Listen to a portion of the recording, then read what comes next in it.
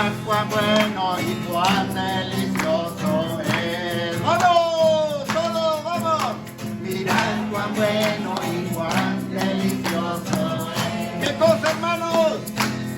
Habitar los hermanos juntos en armonía, porque ahí envía Jehová bendición y vida eterna, porque ahí envía Jehová bendición. Mira, mira, mira, mirad cuán bueno y cuán delicioso es.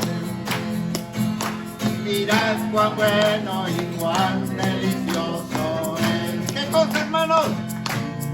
Habitan los hermanos juntos en armonía,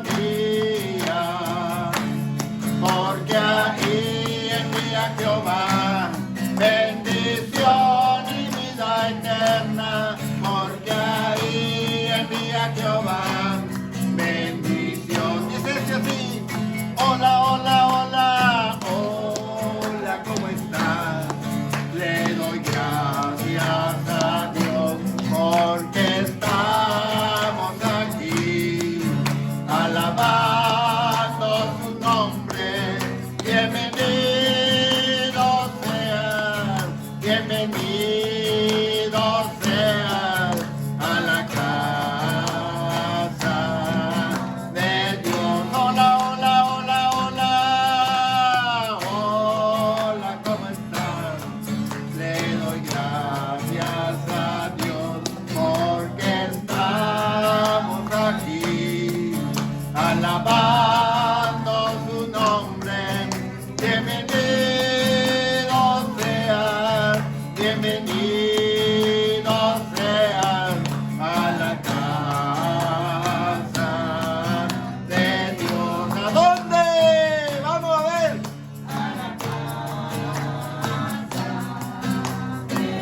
No se oye otra vez, vamos a la casa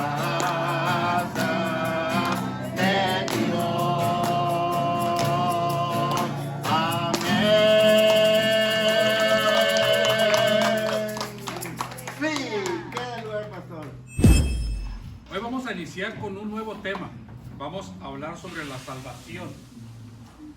Vamos a entender qué es lo que abarca la salvación, qué significa la salvación. Porque hay varios, sabemos que la salvación no es un proceso, sino que la salvación es algo instantáneo, que uno recibe en un instante. Pero hay un proceso, ¿verdad?, que hay después de la salvación, viene la santificación. Vamos a ver durante este transcurso de estudios a hablar sobre la justificación, la santificación, que hemos sido redimidos, términos que a veces usamos pero no los entendemos bien o no los podemos explicar bien por si alguien nos pregunta. Así que va a ser una serie aproximadamente unas 5 o 6 clases y el propósito es entender bien lo que es la salvación, lo que nosotros, todos y cada uno de nosotros hemos recibido. Así que vamos a orar antes de iniciar y poner ese tiempo en las manos de Dios.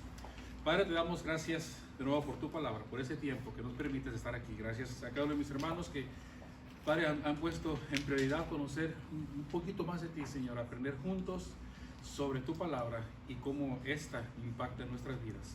Ayúdanos a entenderla, ayúdanos a vivirla y ayúdanos a compartirla. A ti sea la honra y la gloria, hoy y siempre. Gracias te damos en todo. Amén. Bueno, hablando de la salvación, si a usted le preguntan que si es salvo, ¿usted qué va a decir? Que sí. No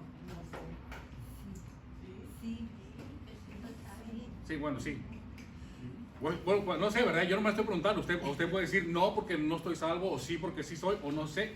O sea, la respuesta es, toda respuesta es válida, ¿ok? Ahora, la pregunta a continuación, ¿por qué dice usted que es salvo? ¿Por qué? Porque Jesús murió por nosotros. Jesús murió por usted. Lo hemos aceptado como nuestro Señor y Salvador. ¿Por qué más? ¿Por qué eso es salvo? Somos lavados por la sangre de Cristo. Porque somos lavados por la sangre de Cristo. pagó por mí. ¿Por qué él pagó? ¿Qué pagó por usted? 30 monedas. Pagó con su vida. ¿Pagó con su vida? Ok. Por ahí Pablo, escribiendo a los romanos, les dice que si confesares con tu boca que Jesús es el Señor y crees de corazón, ¿ok? No solamente creer con la mente, sino creer de corazón, realmente con convicción, no por emoción, que Dios le levantó de los muertos, serás salvo. Es por eso que la resurrección de Jesús es tan importante para nosotros como cristianos. Es por eso que hacemos algo grande cada año en el día de la resurrección. Es algo importante para nosotros.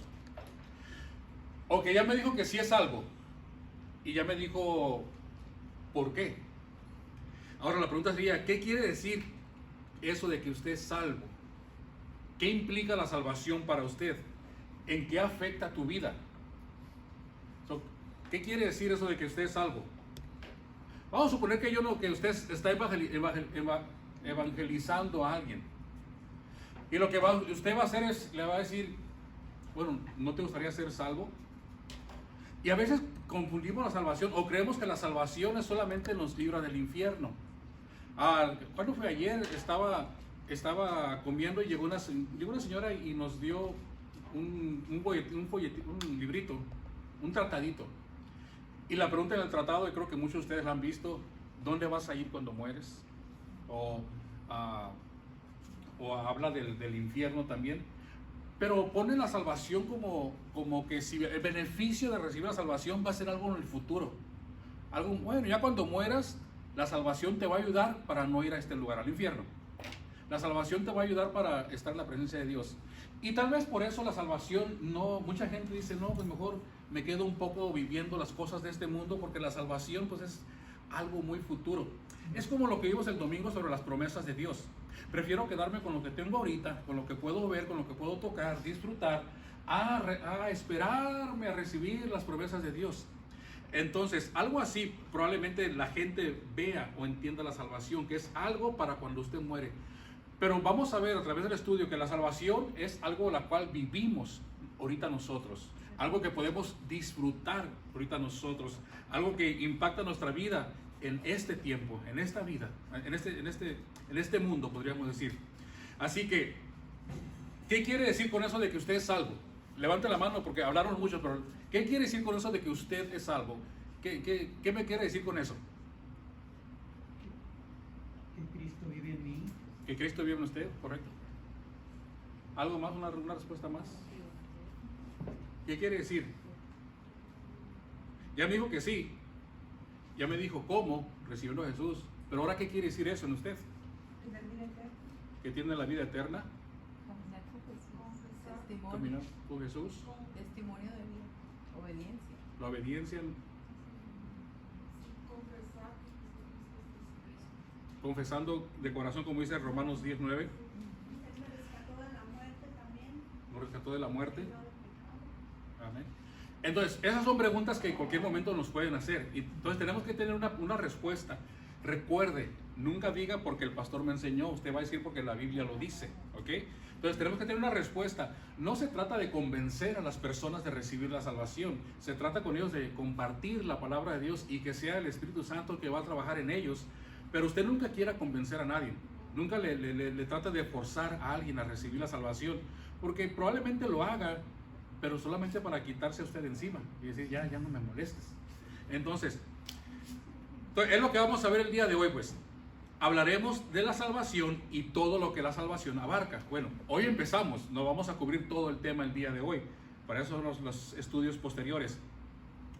Entonces, en el Evangelio de Mateo, nos hace saber desde un principio, en Mateo capítulo 1, que cuando el ángel se apareció a José, recuerda que José se había distanciado de María, cuando el ángel se le apareció a José y le dijo refiriéndose a María, o sea, el ángel le está diciendo a José refiriéndose a María, dice, y María dará a luz un hijo y llamará su nombre Jesús, porque él, ¿qué va a hacer? Salvará al pueblo de sus pecados.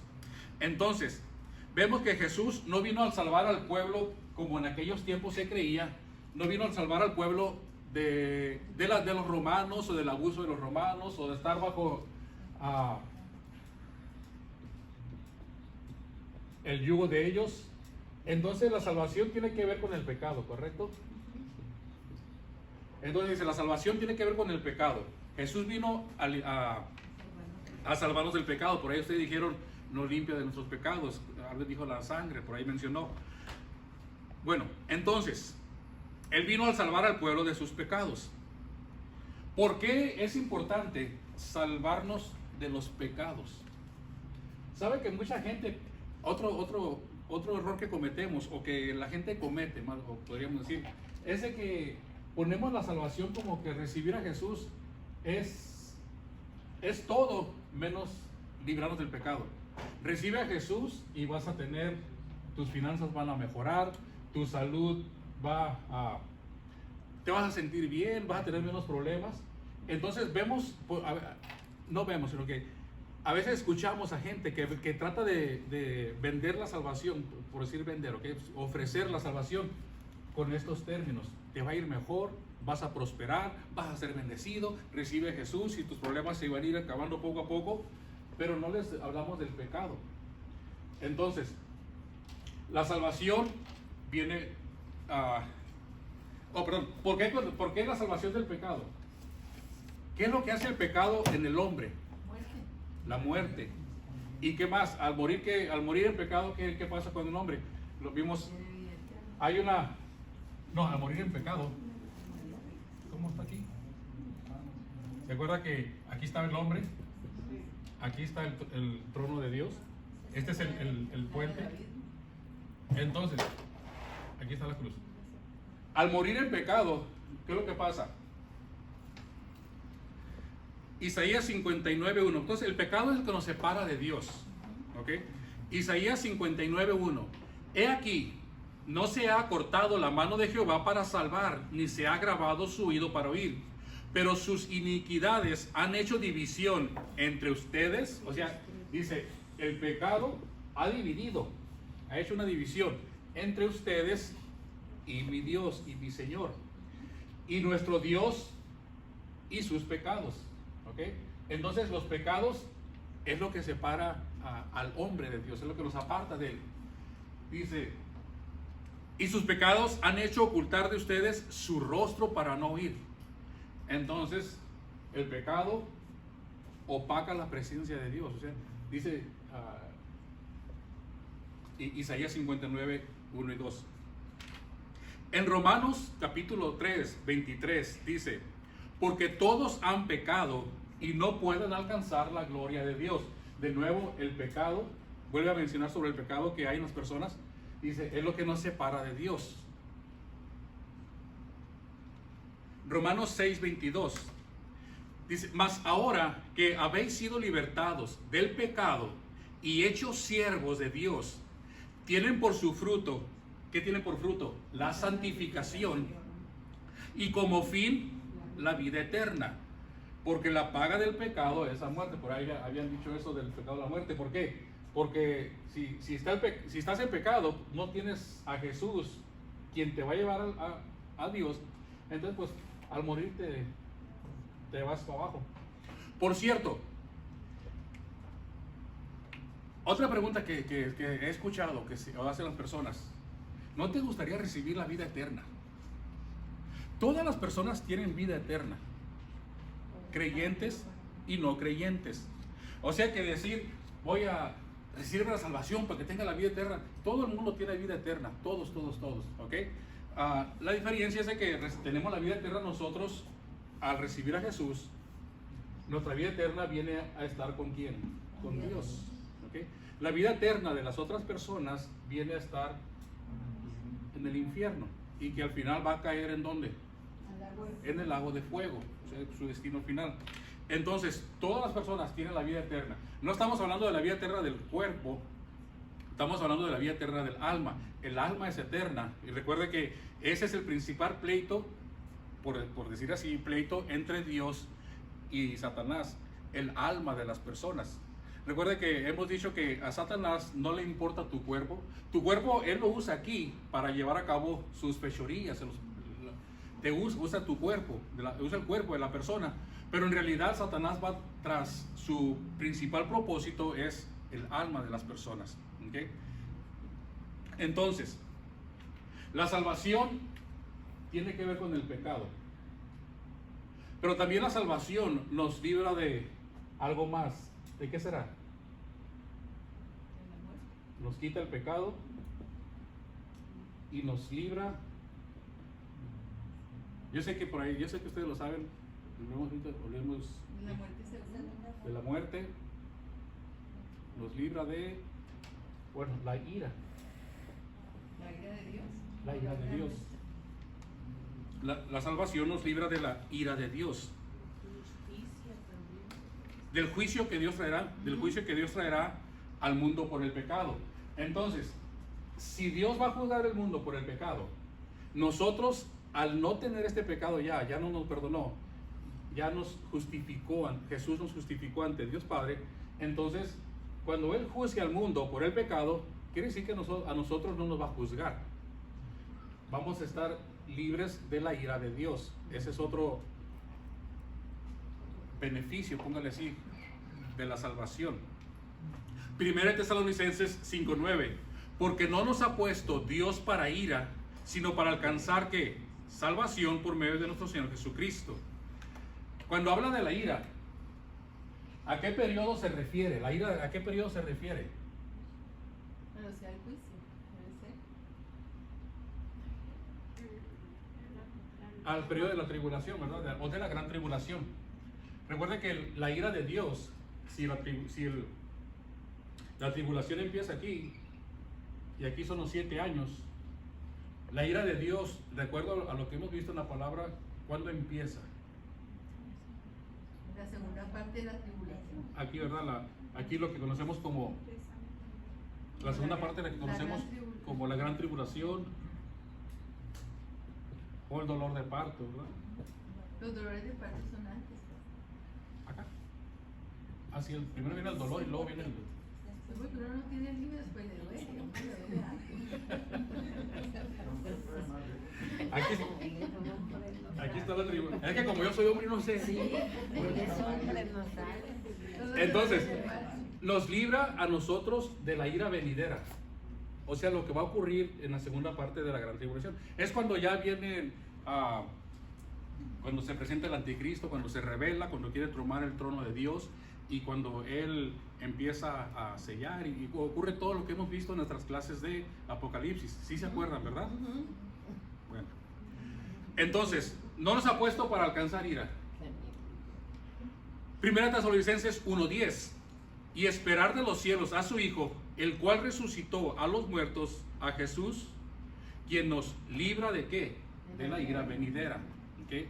Entonces, de nuevo, la salvación, al recibir la salvación, somos libres de pecado o limpios de pecado, mas no somos santos todavía, y nos libra de la ira venidera, la ira por la que va a pasar todos aquellos que lo han rechazado, que lo rechazaron.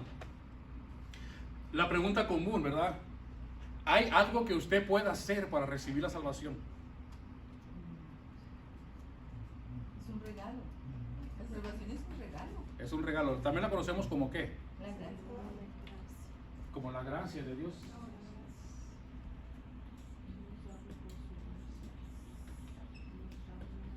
Entonces, ¿hay algo que usted pueda hacer para recibir la salvación? ¿Qué puede hacer? Recibir a Jesucristo. Decidirse caminar con Jesucristo. Es un regalo. Aceptar a Jesús en su vida. Obediencia.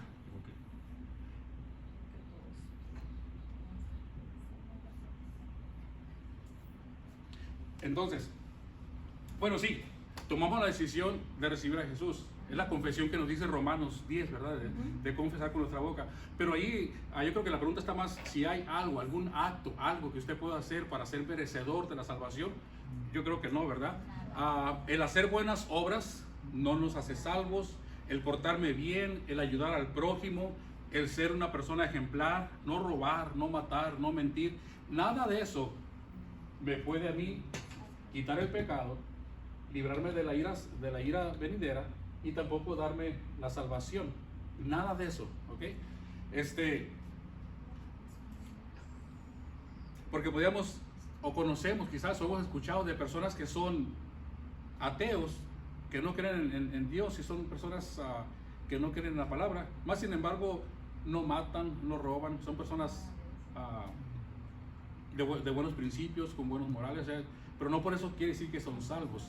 Esa es una de las grandes confusiones que siempre yo he escuchado, en lo personal he escuchado de las personas que practican aún la religión tradicional. Es que tienes que recibir a Jesús, pero aparte las obras que haces, todo eso te ayuda, es como un paquete, ¿no?, que tienes para recibir la salvación. No, nada de las obras ayuden para nada. Entonces no hay nada que el hombre pueda hacer para ser merecedor de la salvación. Absolutamente nada, ¿ok? Pero el hombre sí puede hacer algo, pastor. ¿Mande? El hombre sí puede hacer algo. ¿Qué puede hacer? Decidirse. ¿La decisión? O sea, Es una decisión personal, o sea, sí depende de cada ser humano. Ahorita vamos a hablar de eso, ¿ok? Ahorita vamos a hablar si depende del ser humano o depende de Dios, el ser salvo. Aunque no lo vamos a cubrir hoy. Yo sé que van a quedar preguntas, pero lo vamos a hablar el día de hoy. El Señor nos escoge, yo sé que somos escogidos y todo, pero es una decisión donde Él nos da libre albedrío. Sí, ahorita vamos a ver eso, a ver. Entonces, no hay nada que pueda hacer. Efesios 2:8, Pablo les dice, porque por gracia son salvos. O sea, no por tus obras, no porque tengas dinero, no porque diste más en la ofrenda, no porque construiste una iglesia o lo que sea, no. Dice, por la gracia de Dios son salvos por medio de la fe. Y esto no es de ustedes, es un don de Dios. No por obras para que nadie se gloríe. Yo creo que es uno de los pasajes conocidos, ¿verdad? Sobre cuando se habla de la salvación. Hechos también, Lucas escribe en Hechos capítulo 15, dice, antes creemos que por la gracia del Señor seremos salvos. Entonces, aquí tenemos la palabra gracia, la primera, bueno, no es la primera vez que aparece, pero es la primera vez que yo lo estoy mencionando. O una de las primeras. Dice que por gracia somos salvos. Entonces, ¿usted cree que los incrédulos se merecen los beneficios o las bendiciones de Dios? Una persona incrédula, un ateo, póngale un ateo. Esa persona, ¿usted cree que merece los beneficios o las bendiciones de Dios? No que merezca, no estoy hablando de que lo merezca como, Señor, me debes esto, pero que reciba.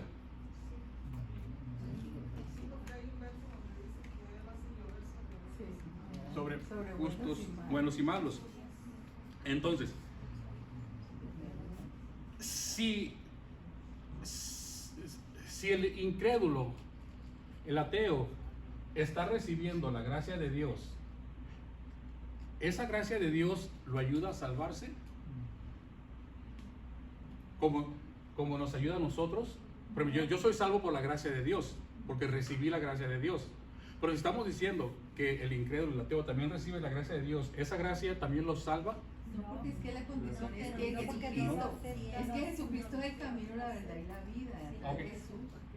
Hay no hay dos gracias diferentes. O sea, no hay dos tipos de gracias, ¿ok? Hay la gracia común y la gracia salvadora. Nosotros tenemos esta, bueno, esa y esta.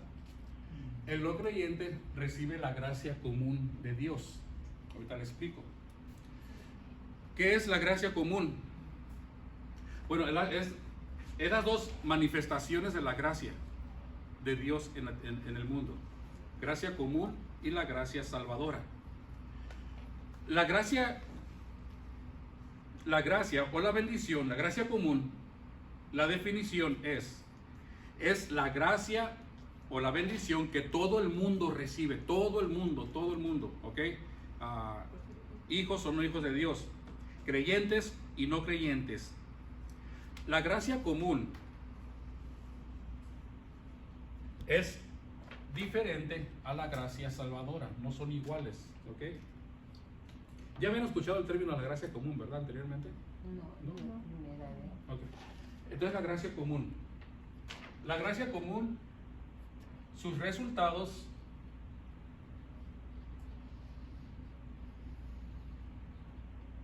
no salvan. ¿Ok? Ya lo vimos. O sea, porque la gente recibe la gracia común, no va a recibir, no quiere decir que va a recibir la salvación. Sus receptores,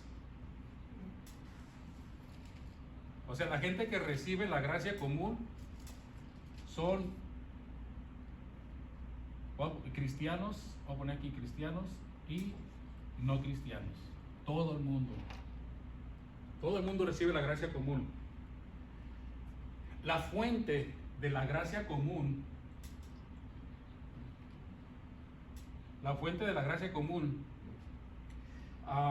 no está basada en la obra que Dios hizo en la cruz. ¿Okay? La fuente de la gracia común, o sea, el lugar de donde emane la gracia común, no emane de la cruz, como lo es la gracia salvadora. ¿Ok? Pues es por eso que la gracia no salva. ¿Sí me expliqué? ¿Vamos bien?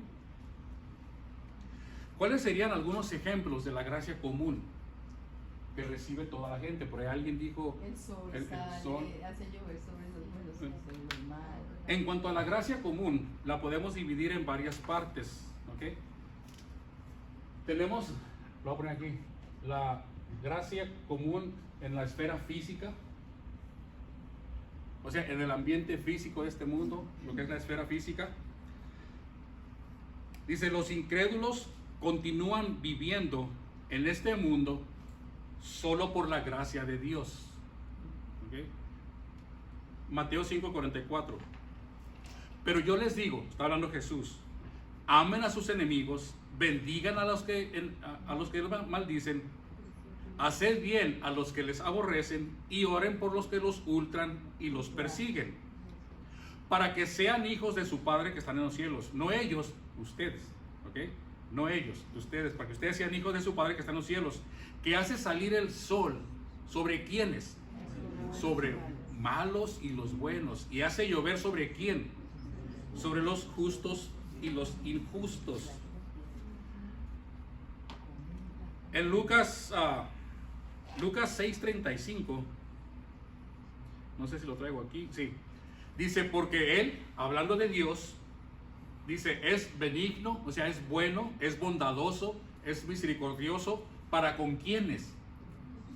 Para con los ingratos y los malos. Fíjese nomás, Dios es bueno aún con ellos. Es por eso que Jesús dice, oren por sus enemigos. O sea, no hagan las cosas que ellos hacen, sino sean diferentes. Entonces, Dios es bueno aún con los ingratos y los malos. Probablemente hemos visto a gente mala estar bien económicamente, estar bien de salud, no les pasa nada, no sé qué tienen, pero hay gente mala que está mejor que un cristiano, y en todos los aspectos, en el económico, en el de salud, en todo financiero. O sea, y uno dice, bueno, ¿por qué? Bueno, podríamos decir que Dios está derramando su bondad sobre, tiene la gracia común de Dios. Ahora, sabemos que el enemigo también tiene poder, porque es el príncipe de este mundo, también él tiene poder para ayudar a su gente. Entonces, hay gente que está bien por obras del demonio, del enemigo, ¿ok? Pero que le quiero dar a entender, Dios es bueno para con todos. Génesis 39:5. Este es un ejemplo de la gracia común en el Antiguo Testamento. ¿Okay? En el Antiguo Testamento está cuando José vivió en la casa de Potifar, que fue llevado como esclavo. Y dice así, y aconteció que desde cuando le dio el encargo de su casa, o sea, Potifar le encargó su casa a este hombre, y de todo lo que él tenía, ¿qué hizo Jehová? Bendijo la casa de quién? Del egipcio o de Potifar, a causa de José. Y la bendición de Jehová estaba sobre todo lo que él tenía, así como de la casa como del campo. Entonces vemos la gracia común siendo derramada sobre ese persona idólatra que no creía en Dios, tenía sus ídolos. Más sin embargo, Dios lo bendijo a través de José, estando José ahí. ¿O será que él ayudó a José? También, ¿verdad? Pero Dios bendijo la casa de este hombre, de Potifar. El rey David lo dice de esta manera, hablando de la gracia común. Dice, bueno es Jehová para con todos, Salmo 145, y sus misericordias sobre todas sus obras. Los ojos de todos esperan en ti, y tú les das su comida a su tiempo. Abres tu mano y colmas de bendición a quienes, a todo ser viviente. De nuevo, no hay diferencia. ¿Okay? Sabemos que Dios no hace acepción de personas. Aún sabiendo Dios en su ¿cómo se dice? Omnisciencia, aún sabiendo Dios que probablemente las personas que reciben la gracia común jamás van a ser salvas, jamás lo van a recibir, mas sin embargo Él les sigue dando sus bendiciones. Yo creo que muchos de nosotros no actuaríamos así. Si yo sé que una persona me va a responder mal, o ya sé lo que me va a hacer o lo que va a hacer, pues uno como en la carne lo corta, se aparta de él. Ocupas ayuda, no vengas conmigo. Pero ese es nuestro Dios amoroso. Es amoroso y Nuestro misericordioso. Padre hermoso. Y eso es un Padre. Así que esa es la gracia común, hablando en la esfera física. ¿Okay? Vamos a ver unos ejemplos de la gracia común en la esfera intelectual. ¿Cómo se mueve la gracia de Dios en la esfera intelectual? ¿Cómo pondríamos ahí eso? Conocimiento, ciencia. Correcto. Hay personas muy inteligentes, muy dotados en ciencias, artes, que no son creyentes. Mas sin embargo tienen el conocimiento, la sabiduría, no sería conocimiento para hacer lo que hacen. Y gracias a ellos, porque no todos los médicos son creyentes, no todos los maestros son creyentes. Dios los usa a ellos aún para beneficio de nosotros, ¿verdad? Recuerdo creo que ya les comenté una vez, un pastor del Salvador.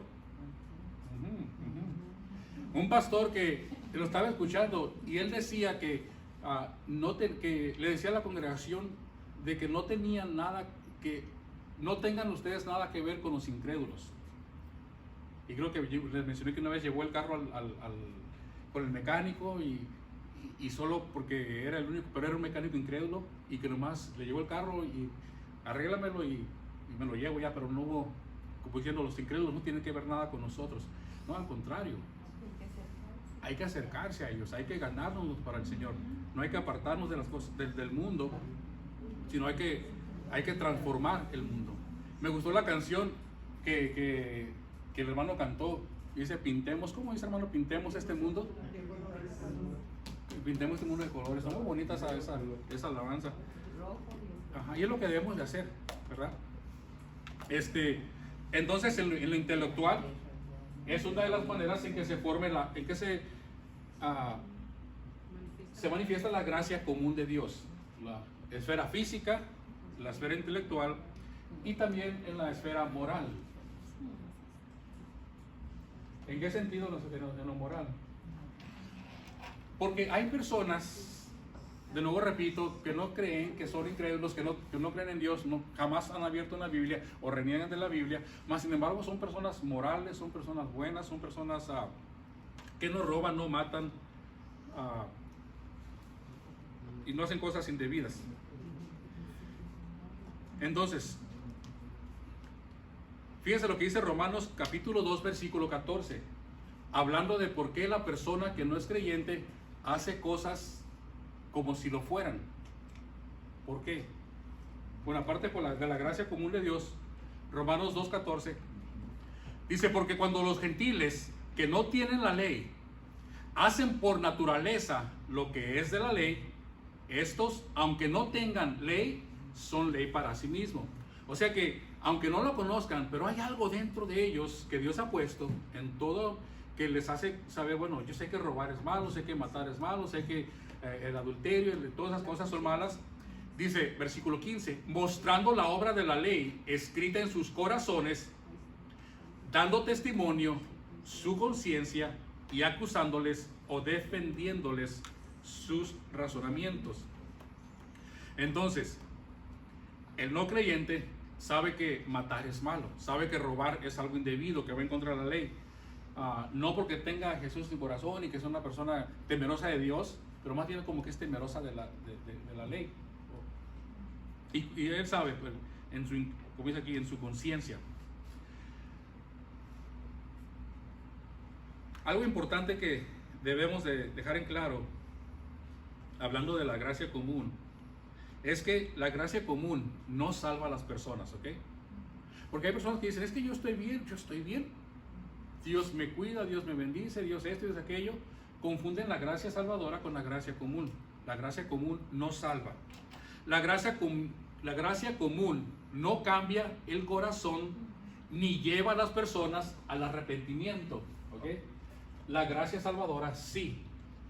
La gracia salvadora es la que transforma tu corazón porque estás creyendo de corazón que Jesús es el Señor, lo estás recibiendo en tu corazón y por eso te va transformando.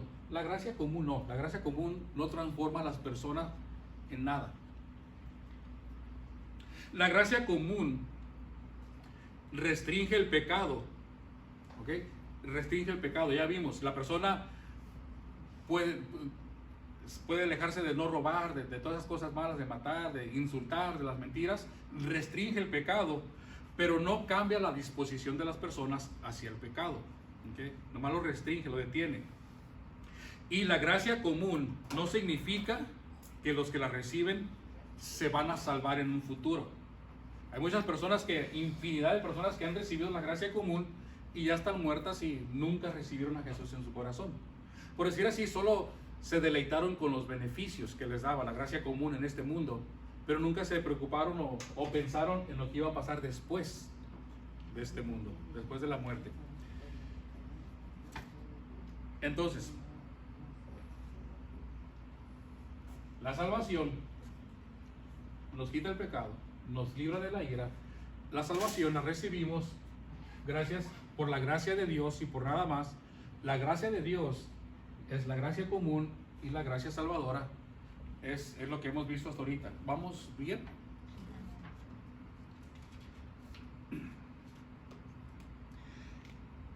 Entonces, si todos hemos pecado, porque por ahí dice un versículo que vamos a ver un poquito más adelante. Si todos hemos pecado y todos merecemos el castigo de Dios, todos. Como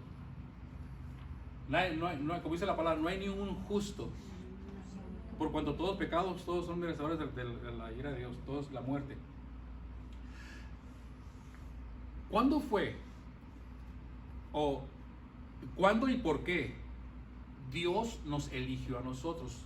¿Por qué la eligió usted, Clarita? ¿Por qué la eligió usted, hermano? ¿Por qué Dios los eligió a ustedes, a nosotros aquí, para recibir esto? ¿O para quitarnos eso? Para recibir la salvación. ¿Por qué? ¿Por qué nosotros? ¿Qué acaso fuimos especiales? Quizás hubo un sorteo y salió mi número.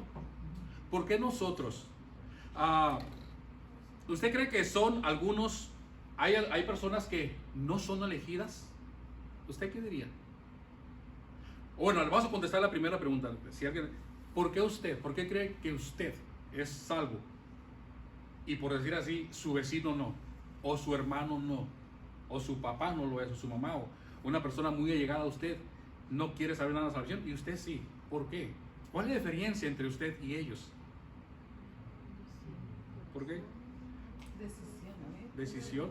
Tiene que ver con, a mí me parece que eso tiene que ver con la decisión de cada persona de recibir a Jesucristo, porque Él dice, yo estoy a la puerta y llamo, el que oye mi voz y abre su puerta, entraré a él y cenaré con él. Bueno. Pero, perdón, ¿y por qué dice la palabra que desde que estamos en el vientre de nuestras madres, ahí no teníamos decisión?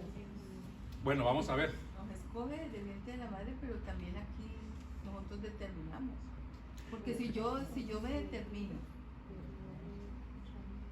a no haber querido seguir a Jesús, no lo hubiera seguido, no lo hubiera aceptado. Ahorita les voy a dar un ejemplo sobre lo que yo pienso, ¿okay? Lo que yo pienso sobre lo que están diciendo ahorita, pero déjales, hablo un poquito más aquí. Entonces, ¿Hay personas, ustedes creen que hay personas que no son elegidas, que Dios no las eligió? No. Todos tienen la misma, Él dijo que vino a salvar al mundo. al mundo entero. Todos tienen la misma oportunidad, todos. Entonces, ¿será que nosotros, si Dios nos eligió a nosotros, será que fuimos predestinados a ser salvos? Porque dice por ahí la palabra que muchos son los llamados y pocos los escogidos. ¿Será que nosotros somos uno de los pocos? O a lo mejor aquí, aún entre nosotros, vamos a poner este grupo que está aquí, aún muy pocos somos, no todos somos llamados, pero no todos somos escogidos. ¿Cómo será? ¿Y qué es la elección? Bueno, la elección es un acto de Dios antes de la creación, mediante el cual Él elige, dice aquí, Él elige a algunas personas para ser salvas, no en base de los méritos en ellos, sino porque es el soberano deseo de Dios. Entonces, supuestamente aquí me está diciendo, estoy leyendo lo que decía el libro, ¿ok? Que la elección que Dios hizo sobre cada persona, Él la hizo antes de la creación, sin basarse en lo que íbamos a hacer ya en vida, o las decisiones que íbamos a tomar ya estando adultos, ya teniendo conciencia y conocimiento del bien y del mal. ¿Enseña el Nuevo Testamento la predestinación? El Nuevo Testamento habla de la predestinación. Jesús llamó, a Jesús Sí. predestinó. Cuando el Señor Sí. en la última cena, en la oración sacerdotal, le dijo al Padre que el Padre les había dado a los discípulos cuando se los encargó, porque le dijo que él ya se iba. Le dijo que que el Padre le había dado a Dice, los que tú ellos, me diste aquí, algo así, ¿sí? porque están en el mundo y que los Jesús dio, a protegieran. Jesús predestinó también. Bueno, miren, hay varios pasajes en el Nuevo Testamento que parecen afirmar con mucha claridad, o sea, usted los lee y dice, aquí no hay duda de lo que está hablando, que Dios ordenó de antemano quienes habían de ser salvos. Cuando lo leemos así a simple vista. Cuando Pablo y Bernabé empezaron a predicar a los gentiles allá en Antioquía, Lucas escribe, hablando de ellos. Dice, los gentiles, oyendo esto, se regocijaban y glorificaban la palabra del Señor. Y creyeron. ¿Quiénes fueron los que creyeron? Todos los que estaban, ¿qué? Ordenados para vida eterna. A simple vista, como que da a entender de que de los que estaban ahí, hubo un grupo que no estaba ordenado para la vida eterna, que no creían. ¿O usted lo entiende así o cómo lo entiende? O que todos los que estaban ahí, todos eran ordenados para la vida eterna. Le voy a dar otro ejemplo, porque se me quedó muy callado. En Romanos capítulo 9, versículo 11, dice, está hablando sobre Abel y Caín. Y dice Pablo, pues,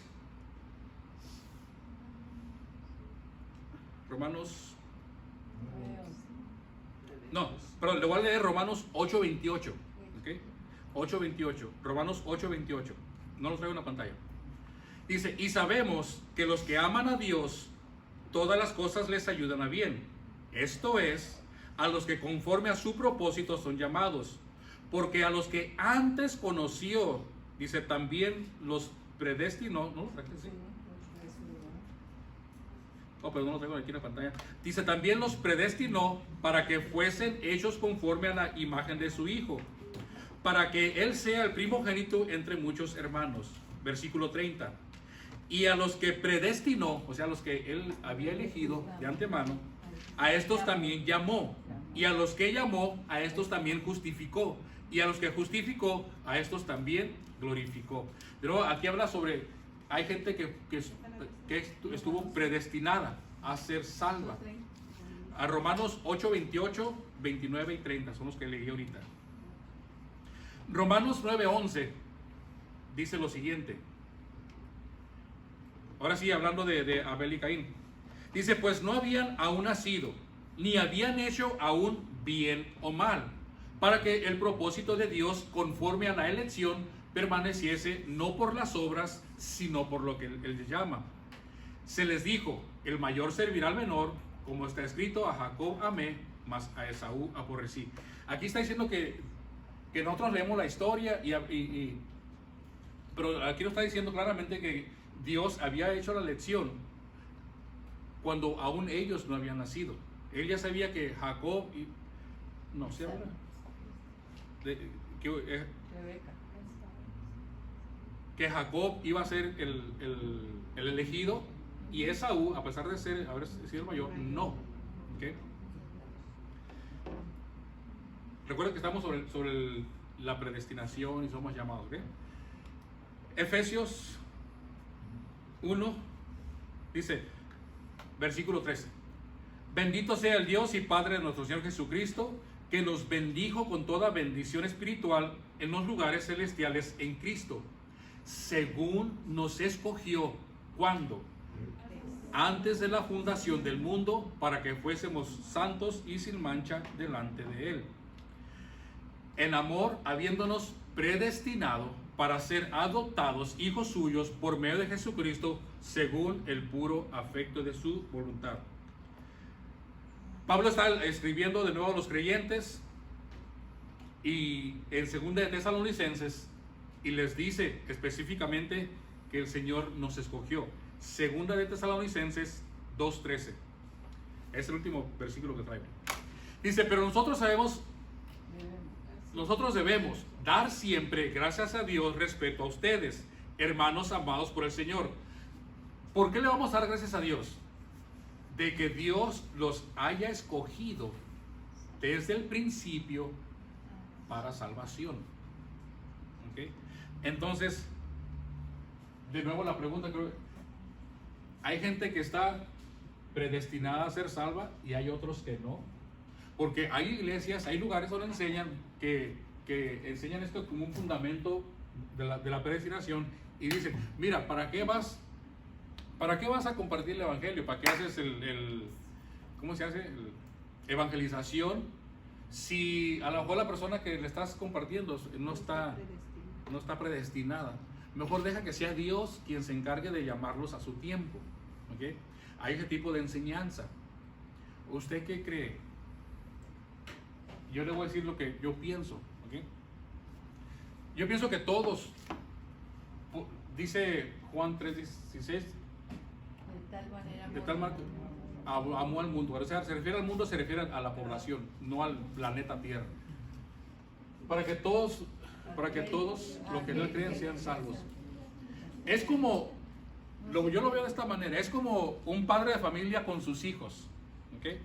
Desde antes de que nuestros hijos nacieran, nosotros habíamos pensado cosas buenas para ellos. ¿Verdad? Nos gustaría que nuestros hijos pues estudiaran, se hicieran profesionales, tuvieran una carrera, tuvieran un buen matrimonio, hicieran esto y aquello, puras cosas buenas. Fue nuestro deseo, nuestra voluntad hacia ellos. Pero cuando ellos nacieron, a pesar de que nosotros habíamos planeado o elegido, o tratar de, no elegido, sino que esa era nuestra voluntad para con ellos, pero ya cuando ellos nacieron, ellos eligieron el camino. Ellos decidieron si iban a estudiar o no estudiar, si se iban a casar o no se iban a casar. Entonces las decisiones las tomaron en ellos. Mi voluntad, o nuestra voluntad, era de que hicieran lo bueno. Muchas veces ellos hicieron lo malo, igual que nosotros, igual con nuestros padres. Lo mismo lo veo de la misma manera con Dios. La voluntad de Dios, dice por ahí pasajes, que todo el mundo sea salvo.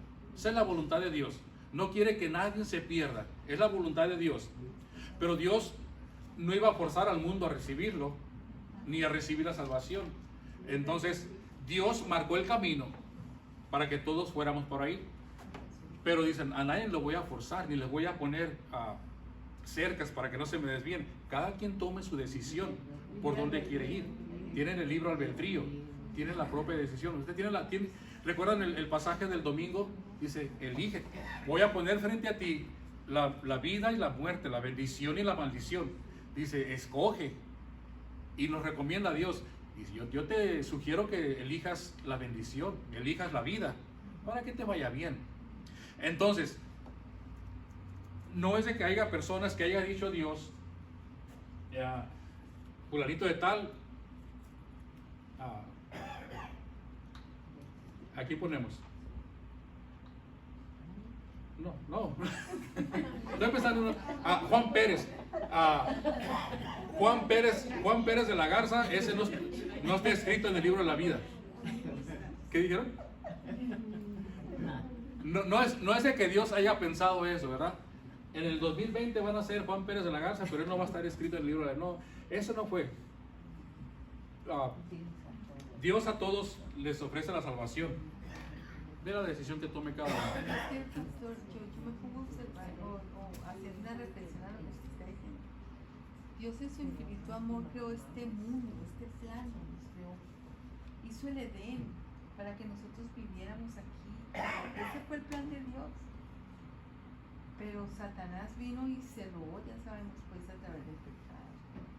O sea, el amor de Dios ha sido tan grande y por eso hizo esta tierra tan hermosa. Sí. Para que nosotros viviéramos allí con bendición. El hombre es el que decide realmente, usted lo acaba de decir, el libre albedrío, o sea, es una decisión personal. Dios en su infinito amor, cuando Él creó esta tierra, Él no la creó para que nosotros habitáramos aquí, crecer y fructificar y vivir de la tierra y todos esos obras. Pero el pecado que entró es el que nos desvía, el que nos acaba. Yo tengo una duda. A veces he escuchado que dicen que las personas tenemos nuestro propio tiempo. Dice, no, déjalo. Él a su tiempo, Dios va a buscar a Dios. Y a veces he escuchado de que a veces algo malo que sucede resulta una bendición porque buscan la ayuda de Dios a través de esa dificultad o a través de esa situación. ¿Es verdad eso que Dios tiene el momento para cada uno para buscarlo? Bueno, podríamos decir que hay un momento, por ejemplo, a Pablo, después de todo lo que hizo, el tiempo de Pablo fue cuando iba rumbo a Damasco y ahí Dios se le apareció y dijo, Pablo, ¿qué estás haciendo? Yo creo que hay un instante en la vida de cada uno de nosotros que ocurrió algo que nos hizo tomar una decisión que iba a cambiar nuestra vida, ¿verdad? Muchos la ignoramos y muchos fuimos capaces de poder discernir y decir, ¿sabes qué? Esto es lo bueno, pero no podemos decir, si el Señor tiene su tiempo, pues voy a esperar en Él, porque yo no conozco los tiempos del Señor. A lo mejor, vamos a suponer, yo estoy compartiendo el Evangelio con hermana Clarita, mire y llega alguien y me dice, el Señor, déjale hermano, el Señor tiene su tiempo.